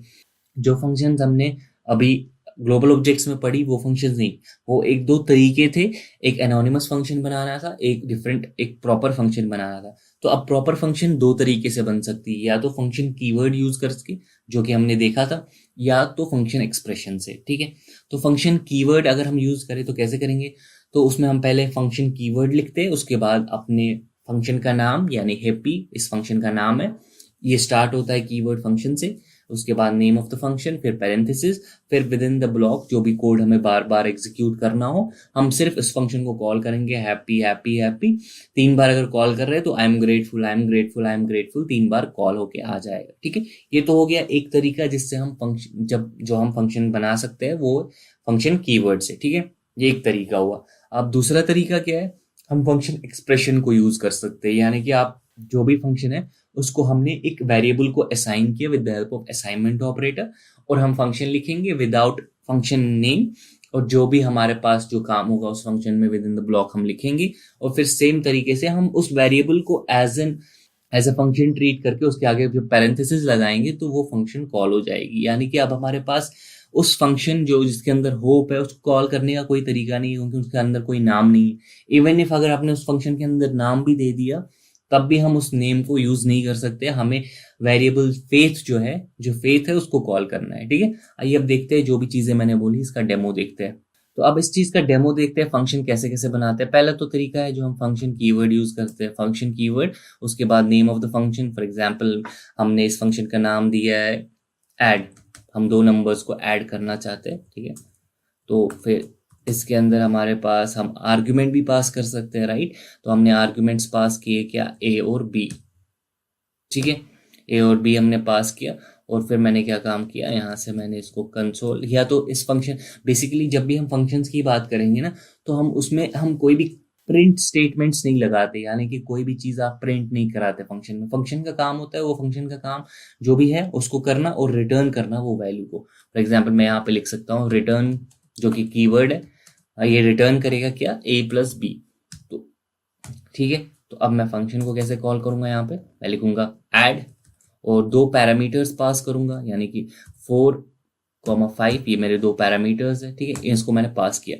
अब इसने वहां से कुछ वैल्यू रिटर्न की, यानी 9 रिटर्न किया होगा, और फिर मैं उसको यहाँ पे कंसोल डॉट लॉग करूंगा। ठीक है, जो भी वैल्यू वहां से रिटर्न हो गई। अब मैं जब इसको सेव करूंगा, आउटपुट देखते हैं demo.as। ठीक है, 9। तो अब इसमें बहुत सारी चीजें हमने कवर की। क्या क्या कि हम पैरामीटर्स भी भेज सकते हैं एक फंक्शन में। अगर हमें सिंपल एक फंक्शन बनानी है जो कुछ नहीं करे तो हम लिखेंगे फंक्शन, फिर फंक्शन का नाम, देखिए फंक्शन का नाम फॉर एग्जांपल मैंने दिया प्रिंट, और कोई आर्गुमेंट मैं पास नहीं कर रहा हूं। ठीक है, और बॉडी में मैं क्या लिख रहा हूं, सिंपली कंसोल, बॉडी में मैं लिख रहा हूं कंसोल डॉट लॉग हाई और हेलो। ठीक है, डन। और फिर इसको फंक्शन को कैसे कॉल करूंगा, print, that's it, without any parameters. तो ऊपर वाली जो फंक्शन हमने बनाई है वो है पैरामीटराइज्ड फंक्शन, यानी कि हम पैरामीटर्स पास कर रहे हैं, और नीचे वाली फंक्शन जो है दूसरी फंक्शन, उसमें हम कोई भी पैरामीटर्स पास नहीं कर रहे, कोई रिटर्न, कुछ वैल्यू रिटर्न नहीं कर रहे। ठीक है, तो ये 2 तरीके हुए फंक्शन बनाने के with the help of function keyword. ठीक है, अब सेम तरीके से हम बना सकते हैं फंक्शन को, but with the help of क्या, फंक्शन एक्सप्रेशन, यानी कि हम एक वेरिएबल को यूज करेंगे। ठीक है, तो हम लिखेंगे वैर, और फिर वेरिएबल का नाम, लेट सपोज एफ है फंक्शन का नाम, तो हम लिखेंगे फन। ठीक है, वेरिएबल का नाम, और फिर हम लिखेंगे फंक्शन कीवर्ड। अब ये फंक्शन का नाम जो है यहाँ पे ऑप्शनल है। कैसे ऑप्शनल है, एक सेकेंड मैं आपको बता देता हूँ ये भी।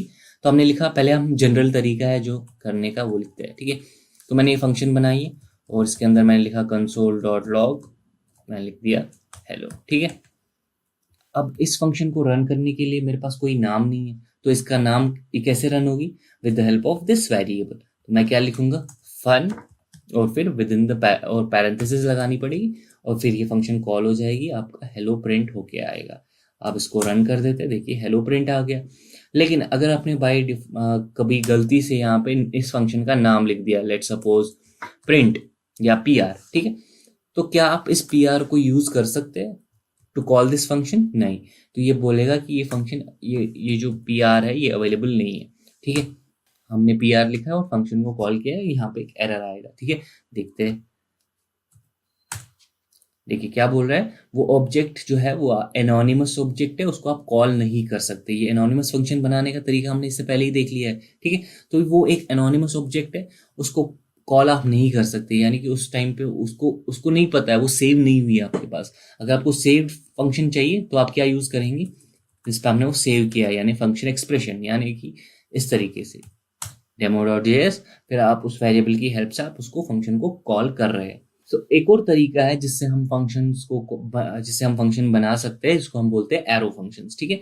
तो अगर मैं सेम फंक्शन को अब एरो फंक्शन के तरीके से लिखना चाहता हूँ, ये हमारे पास फन है, इसके अंदर हमने लिख दिया, ये पीआर का कोई फायदा नहीं क्योंकि हम ये यूज नहीं कर पाते, ठीक है। ये हमारे पास ये फंक्शन है। अब हम इसको यूज कैसे करते हैं, लेट सपोज एक और चीज करते हैं। पहले हम इस वेरिएबल को अलग से डिफाइन करते हैं, ठीक है, फन, और फिर फन के अंदर ये डाल देते हैं, ठीक है। तो जैसे हम वेरिएबल्स को इनिशियलाइज करते हैं, ठीक है, ये हमारे पास हो गया। अब इसको रन करके देखते हैं कि सारी चीज़ें, हमारे पास कोई एरर तो नहीं आ रहा है, ठीक है। इसको रन कर दिया, कोई एरर नहीं। अब हम एरो फंक्शन कैसे बनाते हैं, हम लिखेंगे फन, ठीक है, उसके बाद हम लिखेंगे इक्वल टू। अब ये फंक्शन कीवर्ड भी हट गया, एरो फंक्शंस में ये फंक्शन कीवर्ड भी हट जाता है, ठीक है। तो हम क्या लिखेंगे, सिंपल पैरेंथेसिस, फंक्शन कीवर्ड हट गया, उसके बाद ये एरो साइन लिखते हैं, ये इक्वल टू और ग्रेटर देन साइन, ठीक है। ये हो गया आपका एरो। उसके बाद ये जो ब्लॉक था जहाँ पे आपका कोड एग्जीक्यूट हो रहा है, ये आप डायरेक्टली लिख सकते हैं, ठीक है, यहाँ पे ऐसे, ठीक है। तो इस तरीके से आप अपनी एरो फंक्शन बना सकते हैं। लेट सपोज मैंने लिखा इसमें हाई, ठीक है, इसको मैं सेव कर देता हूँ और उसको रन कर देते हैं, तो हाई आ गया। क्यों, क्योंकि हम वेरिएबल, जैसे हम वेरिएबल्स को ओवरराइड करते हैं वैसे ही हमने सेम चीज से फंक्शंस को ओवरराइड किया। इस फंक्शन की वैल्यू से जब पहली बार ये कोड चला, जब इसकी एग्जीक्यूशन शुरू हो गई, फन में क्या गया, हेलो, लेकिन उसके बाद मैं फन को फिर से ओवरराइड कर रहा हूँ with the help of this arrow function, और उसमें लिख रहा हूँ हाई, जैसे हम वेरिएबल्स में करते हैं सेम तरीके से मैंने इसको ओवरराइड किया और फंक्शन को जब कॉल किया तो उस टाइम पे इसकी वैल्यू क्या थी, हाई। तो आप देखिए कि एरो फंक्शन से ये कितना ही ज्यादा सिंपल कोड हो गया कि ये फंक्शन कीवर्ड भी हट गया, उसके बाद एरो सिंबल आ गई एक छोटी सी, हमारे पास जो भी फंक्शन की जो भी हमें काम करना था वो हमने कर दिया। अब इसकी बहुत सारी सिग्निफिकेंस है, किसकी, एरो फंक्शंस की, यानी कि हमारे पास जब भी हमें बाइंडिंग करनी होती है उस टाइम पे हम एरो फंक्शंस की बाइंडिंग से बचने के लिए हम एरो फंक्शन यूज करते हैं, बट वो डिफरेंट टॉपिक है, उसको हम डिफरेंट तरीके से कवर करेंगे किसी और टाइम पे, ठीक है। तो अभी के लिए आप देख सकते हैं कि ये भी एक तरीका है फंक्शंस बनाने का। अब बात करते हैं मॉड्यूल्स की। तो जैसे ही अगर मॉड्यूल्स की बात करें तो मॉड्यूल्स क्या है, बेसिकली अगर हम जावास्क्रिप्ट लाइब्रेरीज की बात करते हैं, जिस तरीके से जावास्क्रिप्ट लाइब्रेरीज होती है, यानी कि आपको ये लाइब्रेरी है वो आप अपने प्रोग्राम में यूज कर रहे हैं, सिमिलरली आप मॉड्यूल को भी, आप अपना मॉड्यूल भी क्रिएट कर सकते हैं, कोई इनबिल्ट मॉड्यूल भी यूज कर सकते हैं, और फिर आप उसको अपने किसी दूसरे प्रोग्राम में यूज कर सकते हैं। तो हम देखेंगे कि कैसे अपना मॉड्यूल बनाते हैं और उसको अपनी किसी दूसरी प्रोग्राम में यूज करेंगे, ठीक है। तो हमारे पास जो कुछ बिल्ड इन मॉड्यूल्स होते हैं वो है, हमारे पास इवेंट्स होते हैं, चाइल्ड प्रोसेस होता है, ये सारे हमारे पास डोमेन, HTTPS, ये पाथ हो गए हमारे पास, ये सारे हमारे पास बिल्ट इन मॉड्यूल्स होते हैं। तो अगर आपको कभी भी कोई मॉड्यूल आपको अपनी फाइल में इंक्लूड करना है तो आप लिखते हैं रिक्वायर और फिर उस मॉड्यूल का नाम विद इन द कोट्स, ठीक है, जो कि हमने नीचे लिखा है, variable name equal to require. तो उसके बाद जो everything.js है स्लैश, यानी कि एग्जैक्ट लोकेशन है जो उस मॉड्यूल का है, जहाँ पे हम जो मॉड्यूल हम इंसर्ट करना चाहते हैं या जो मॉड्यूल हम यूज करना चाहते हैं अपने किसी दूसरे प्रोग्राम में, ठीक है। तो रिक्वायर की हेल्प से हम कोई भी डिफरेंट मॉड्यूल अपने प्रोग्राम में यूज कर सकते हैं। तो इस प्रोग्राम में हम जो है everything.js जो है, ये मॉड्यूल को हम इस प्रोग्राम में यूज करेंगे, यानी कि जो हमारा ये डिफरेंट फाइल है where name equal to require, इस फाइल में हम everything.js में जो भी चीज है वो हम इस फाइल में एक्सेस कर सकते हैं, यानी कि उसको हम यूज कर सकते हैं with the help of this require method. तो हम अगर अपनी फाइल बना रहे हैं, यानी कि अपना मॉड्यूल क्रिएट कर रहे हैं, तो उस टाइम पे जो भी चीजें हम रिटर्न करना चाहते हैं या हम चाहते हैं कि कोई दूसरी फाइल उसको यूज करे, उस टाइम पे हम मॉड्यूल ऑब्जेक्ट यूज करते हैं। तो मॉड्यूल ऑब्जेक्ट के अंदर एक्सपोर्ट्स मेथड होता है, जिसकी हेल्प से हम कोई भी प्रॉपर्टी या कोई भी मेथड को अवेलेबल कर सकते हैं किसी दूसरे प्रोग्राम के लिए या किसी दूसरे मॉड्यूल के लिए, ठीक है। तो अब इसका डेमो देखते हैं तो चीजें बहुत ही ज्यादा क्लियर होंगी, ठीक है। तो हम पहला काम है जो हम अपना एक्सटर्नल मॉड्यूल बना रहे हैं, पहले हम मॉड्यूल बनाएंगे, तो हम लिखेंगे where name equal to let's suppose Faizan, ठीक है। तो ये मेरे पास एक प्रॉपर्टी है, ठीक है। तो हम इस प्रॉपर्टी को चाहते हैं कि ये प्रॉपर्टी अवेलेबल हो जाए किसी दूसरे मेथड के लिए। तो हमारे पास इस फाइल का जो नाम है वो है demo.js। अब मैं क्या लिखूंगा, मॉड्यूल ऑब्जेक्ट से इसको रिटर्न करूंगा, ठीक है, मॉड्यूल डॉट, अब मैं क्या लिखूंगा, एक्सपोर्ट, ठीक है। मैं इस प्रॉपर्टी को अवेलेबल कर रहा हूँ दूसरे किसी मॉड्यूल के लिए, ठीक है। मैंने एक्सपोर्ट कर दिया, इस फाइल को मैंने सेव कर दिया। अब मैं नई एक फाइल बनाऊंगा जिसका नाम लिखूंगा मैं, पहले इसको सेव कर देते हैं, डेस्कटॉप पे ही सेव कर देते हैं। इसका नाम मैं लिखूंगा use.js, ठीक है। तो अब इस फाइल में मैं क्या लिख रहा हूँ, लेट सपोज मैं एक वेरिएबल क्रिएट कर रहा हूँ जिसमें मैं लिख रहा हूँ नेम, और मैं ये नेम जो है ये फेच कर रहा हूँ इस दूसरे मॉड्यूल से, ठीक है। तो मैं, अब मेरे पास ये नेम अवेलेबल है, राइट। तो मैं क्या लिखूंगा, रिक्वायर, और फिर उस दूसरे मॉड्यूल का नाम, यानी कि अब कैसे उसको इंक्लूड करते हैं, ठीक है। तो हमने देखा अभी कैसे उसको इंक्लूड करते हैं, कोट्स, ठीक है, फिर डॉट फॉरवर्ड स्लैश और फिर उस मॉड्यूल का नाम यानी demo.js, ठीक है। अब इसको फाइल को सेव कर देते। अब मैं इस वेरिएबल को यहाँ पे प्रिंट कर सकता हूँ, ठीक है। ये वेरिएबल मैंने यहाँ पे डिफाइन किया क्या, नहीं, तो मैं उस प्रीवियस मॉड्यूल के, जो हमारे पास मॉड्यूल पहले से ही है, उसको यूज कर रहा हूँ यहाँ पे, ठीक है, नेम को प्रिंट कर रहा हूँ। यहाँ पे आप नेम भी लिख सकते हैं, कुछ भी लिख सकते हैं, let's suppose first name, F name, ठीक है, कुछ भी। तो मैंने अवेलेबल कर दिया और फिर उसको यहाँ पे प्रिंट कर दिया, ठीक है। इसको सेव कर देते हैं, अब इसको रन कर देते हैं। कैसे रन करेंगे, नोड डॉट, फाइल का नाम रखा use.js, ठीक है, एक्सपोर्ट्स नेम। देखिए अब क्या एरर आ गया, हमारे पास एक एरर आया, तो मैंने लिखा है मॉड्यूल डॉट एक्सपोर्ट, तो मॉड्यूल डॉट एक्सपोर्ट्स है, ठीक है। तो उसको सेव कर दो और फिर से इसको रन कर देते हैं। सो अब यहाँ पे ये बोल रहा है कि module dot exports is not a function. तो गलती कहाँ पे हुई है कि जब हम यहाँ पे अपने कोड में वापस जाएंगे तो हमने गलती से पैरेंथेसिस यूज किए, या हमें मॉड्यूल डॉट एक्सपोर्ट्स को इक्वल टू नेम करना है, ठीक है। तो जैसे हमने इसको इक्वल टू नेम कर दिया, हम इसको मॉड्यूल को अवेलेबल कर दिया, इसको फाइल को सेव कर देते और फिर से इसको रन कर देते, तो देखिए फैजान आ गया, ठीक है। इस तरीके से आपने जो है अपने एक लाइब्रेरी को यूज किया है, यानी कि एक मॉड्यूल को यूज किया है दूसरे मॉड्यूल में। सिमिलरली आप बिल्ट इन मॉड्यूल्स भी यूज कर सकते हैं, ठीक है। तो इस तरीके से हमने देख लिया कि कैसे आप अपने मॉड्यूल्स क्रिएट करते हैं और कैसे उनको किसी डिफरेंट प्रोग्राम में या किसी डिफरेंट मॉड्यूल में यूज करते हैं, ठीक है। अब समराइज कर देते हैं क्या क्या चीजें हमने इस ट्यूटोरियल में कवर की है। पहले हमने देखा कि Node.js होता क्या है, उसके बाद Node.js की फीचर्स देखी। Node.js बेसिकली क्या है, एक जावास्क्रिप्ट रन टाइम है जो बिल्ड किया गया है क्रोम के V8 जावास्क्रिप्ट इंजन पे। उसके बाद हमने देखा कि कैसे हमने Node.js को इंस्टॉल किया, राइट। उसके बाद हमने जो पहला हमने इंटरैक्टिव तरीका पढ़ा अपनी कोड को रन करने के लिए, वो था REPL, राइट। तो इस तरीके से हमने अपने कोड को रन किया विदाउट सेविंग, जो हमने फाइल को सेव नहीं किया, सीधे डायरेक्टली कमांड्स को रन कर रहे थे, एक्सप्रेशंस को रन कर सकते थे, वेरिएबल्स को डिफाइन करते थे, उनको रन किया, ठीक है। और अंडरस्कोर किसी भी प्रीवियस रिजल्ट को प्रिंट कर देता था, ठीक है। उसके बाद हमने फंक्शंस पढ़ी, एरो फंक्शंस पढ़ी, फंक्शन एक्सप्रेशंस पढ़ी। हमने देखा कि कैसे हम फंक्शंस की हेल्प से हम कोड को रीयूज कर सकते हैं, ठीक है। उसके बाद हमने मॉड्यूल्स पढ़े, ग्लोबल ऑब्जेक्ट्स पढ़े, यानी कि मॉड्यूल्स हो गए कुछ एक्सटर्नल फाइल्स जो हमारे पास होती है, बिल्ट इन मॉड्यूल्स जो है उनको हम कैसे यूज कर सकते हैं। और हमने एक ऐसा तरीका देखा जिससे हमने खुद अपने मॉड्यूल्स बनाए और उनको यूज किया। ग्लोबल ऑब्जेक्ट्स के बारे में देखा कि कैसे हम किसी और ग्लोबल, जो भी हमारे पास ग्लोबल ऑब्जेक्ट्स होते हैं उनकी हेल्प से हमारी जो है एग्जीक्यूशन फास्टर होती है, क्योंकि हम वो ऑब्जेक्ट्स खुद से नहीं बना रहे हैं, हम डायरेक्टली उनको यूज करते हैं। जैसे कि हमने देखा set interval, clear interval, set time out, ये सारे ऑब्जेक्ट्स जो थे हमारे पास उनको हमने यूज कर दिया, ठीक है। Thank you. मैं आप लोगों को बताना चाहता हूँ ग्रेट लर्निंग एकेडमी के बारे में। ये एक फ्री इनिशिएटिव है जो ग्रेट लर्निंग ने शुरू किया है। यहाँ पे आपको 200 से ज्यादा फ्री कोर्सेज मिलेंगे जिसमें हजारों घंटों का फ्री कंटेंट आपको मिलेगा, और वो भी खूब सारी बड़ी इन डिमांड टॉपिक्स के ऊपर, और ये सब कंप्लीटली फ्री रहेगा। रजिस्टर कीजिए कोर्स को और अपना फ्री सर्टिफिकेट ऑफ कंप्लीशन पाइए। लिंक वीडियो के नीचे डिस्क्रिप्शन में है।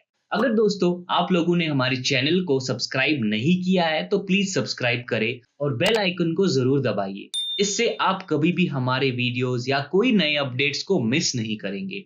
और अगर आप लोगों को ये वीडियो पसंद आई तो हमें थोड़ा प्यार दिखाइए और वीडियो को प्लीज लाइक और शेयर करें। इससे हम लोग बाकी सबके साथ भी ये नॉलेज शेयर कर पाएंगे।